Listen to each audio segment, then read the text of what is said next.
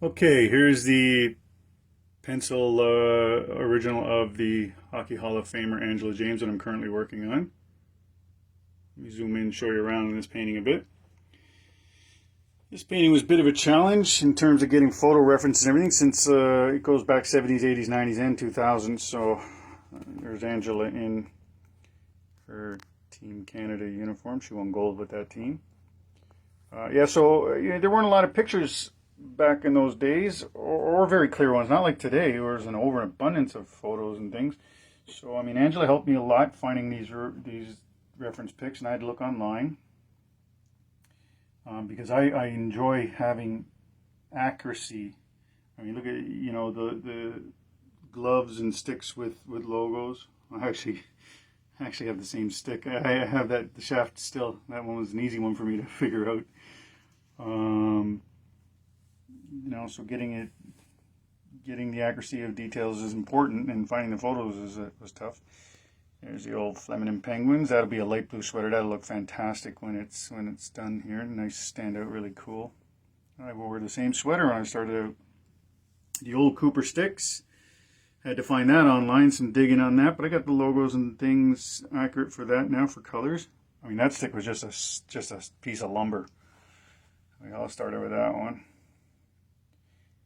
And Flemington Arena. That's where I started my hockey as well. First place I skated, first team.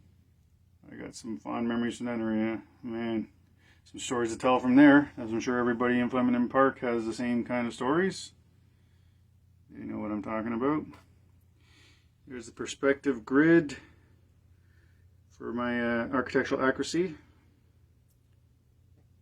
And, that involves shadow lines and just brick. Those are individual bricks. I mean, sometimes I get a little silly with details that I may not pursue when painting comes. Some more architecture. Yeah, I love this old style architecture. This is going to be fun to paint. It'll be slower, but it looks fantastic when it's done. And what I have in mind should look kind of cool. And then we have the rafters. I like adding rafters to images. I mean, I think it adds a cool layer of storytelling as well. And you think about it, a lot of players spend a lot of time on the ice listening to national anthems and looking up, So some rafters have particular memories, championships, or fond memories, and it just adds another element of storytelling to a painting that I love. So it gives you an idea what's going on before I start painting, how accurate I like to get. Let's just take a look at we can see where it came from. We'll take a look at the comp sketch again. Before we nail down anything, I came up with the idea maybe we should have 3 Team Canada sweaters, because she's played for Team Canada a number of times, which is phenomenal. But, that's where it started. And here's where we ended up, we added 4 poses, and we did different sweaters. I mean, each one of these is an iconic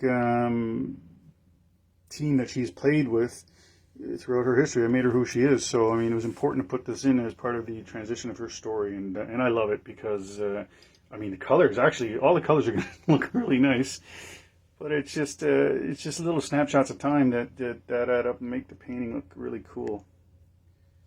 So I'm glad that's where we came from. You can see where it came from and where it's going.